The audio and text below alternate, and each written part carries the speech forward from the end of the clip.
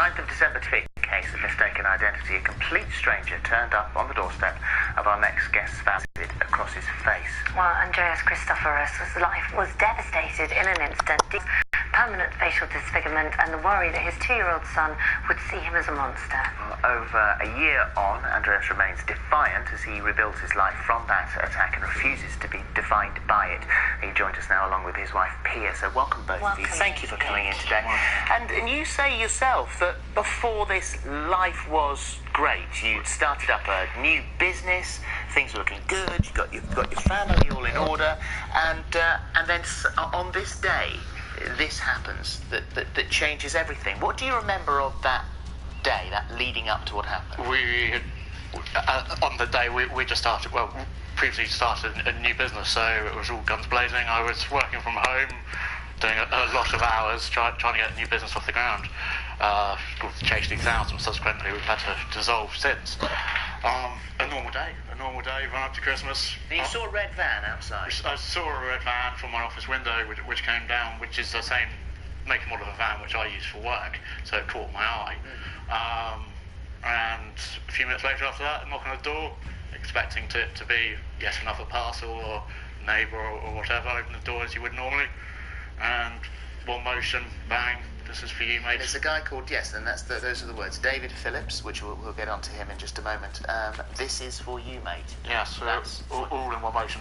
It's not even time really to blink. It happened so suddenly. And we should point out at this point, Pia, you're upstairs, aren't you? You're with the baby, you're nursing the baby. The baby's not feeling very well, so unaware that anything has just happened downstairs.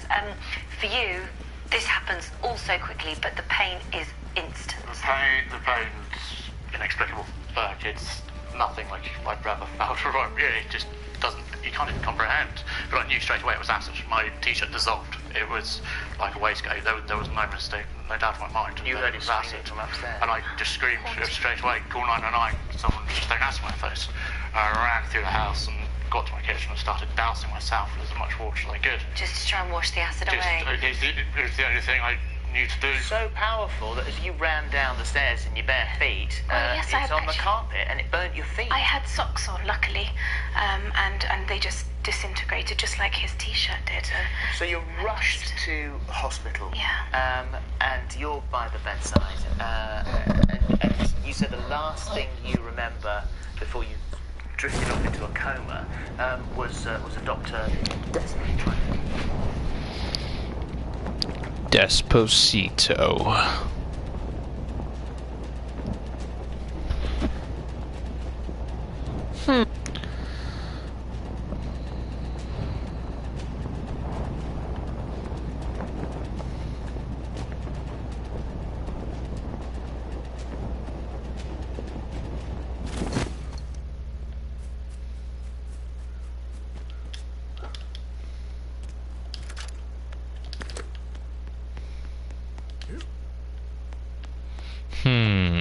Where's the guns?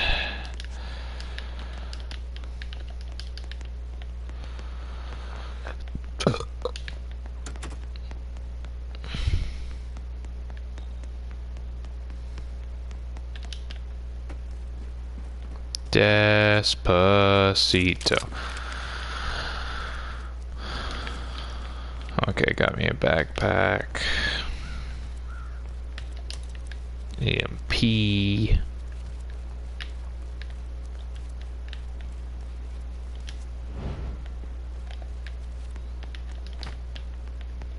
Okay, we're winning this game.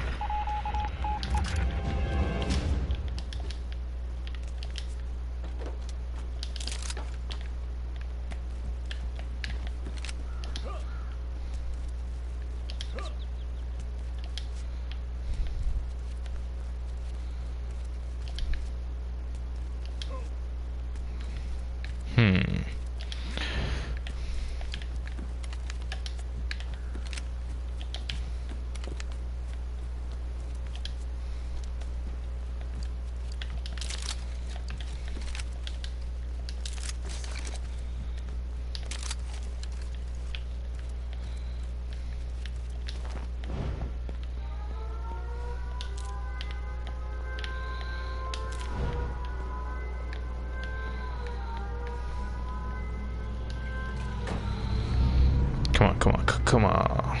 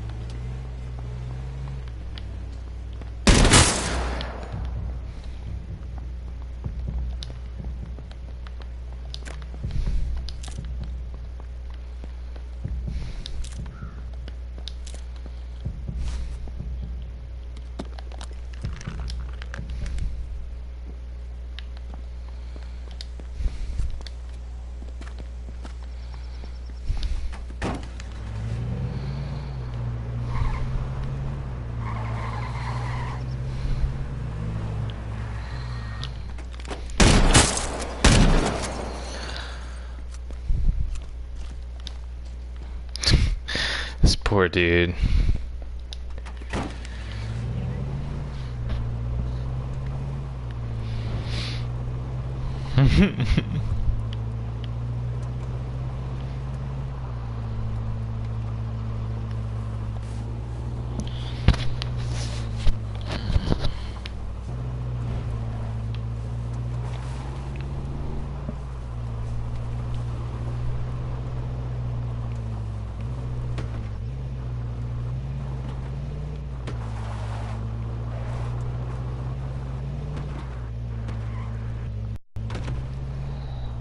Oh, I remember this area.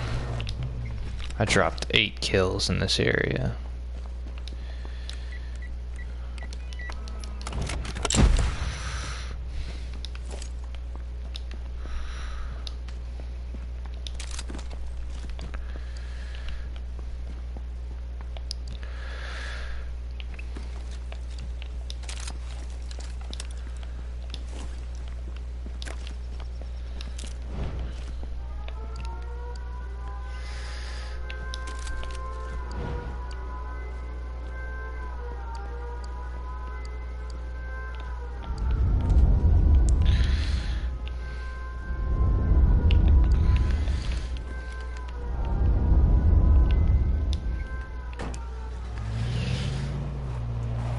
Come on.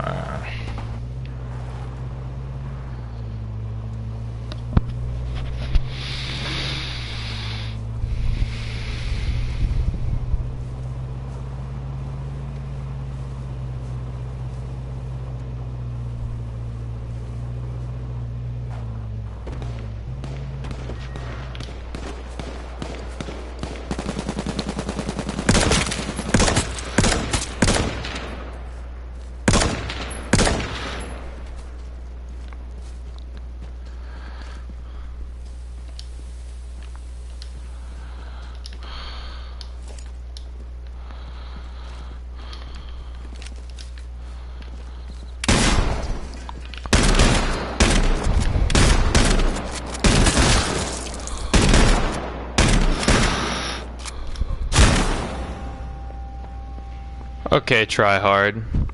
Let's watch this.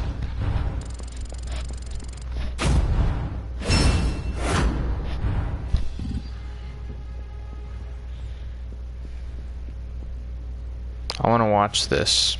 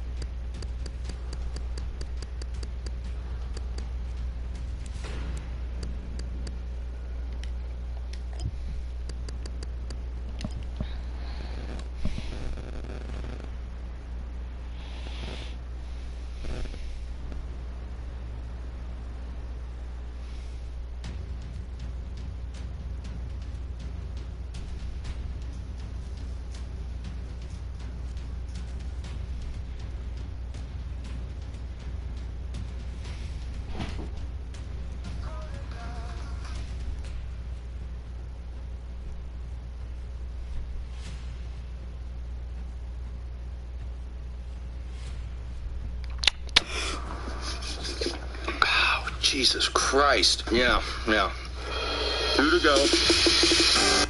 It's the show with hot questions and even hotter wings. And today we open up season 6 with Johnny Knoxville. We know him as the star and co-creator of Jackass, hit films like Bad Grandpa and The Ringer. And speaking of, you can catch him in his latest movie, Action Point, now in theaters. Johnny, welcome to the show. You talk so much faster when the cameras are rolling than when you do when the cameras aren't rolling. There's a little And bit that's difference. fine. Yeah. And I just had to adjust, and now I'm adjusted. I'm doing wonderful. Thank you for having me. I think you've sped up a little bit too. Yes.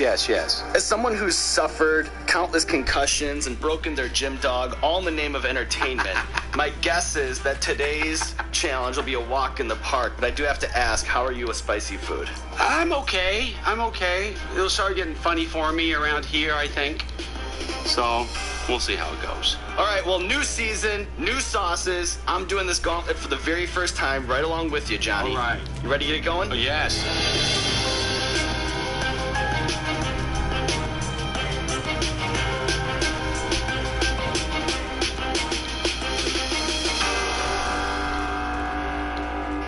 All right, so this first one is the howler monkey. The howler monkey. Mm-hmm. Okay. I have to eat on the side, sorry.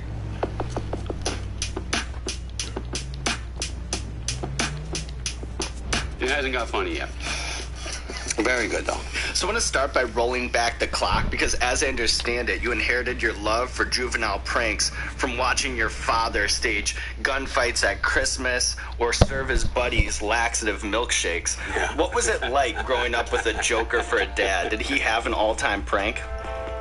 He was constantly doing things. He has such charisma, and he was so loud, and yeah, and I think he maybe should have been in show business. My dad had all these crazy guys working at his tire company, ass-kicking Robert, Big George, Big Sam, W.W. Woodrow Wilson, Boxcar Johnson Jr. So I grew up with a lot of big characters in my life, and my kids have the same type crazy uncles around. So I kind of recreated my childhood. Give me that suck. With my kids. What's the Johnny Knoxville prank or stunt that you hope your kids never find on the internet? My oldest didn't see Jackass until she was 14. But even then, I made her sit next to me in the theater, and sometimes I made her cover her eyes, ears, or both. If you're young and see that, especially with your father doing it. All right, so this next one is the heartbeat hot sauce. Okay. Getting a little hotter.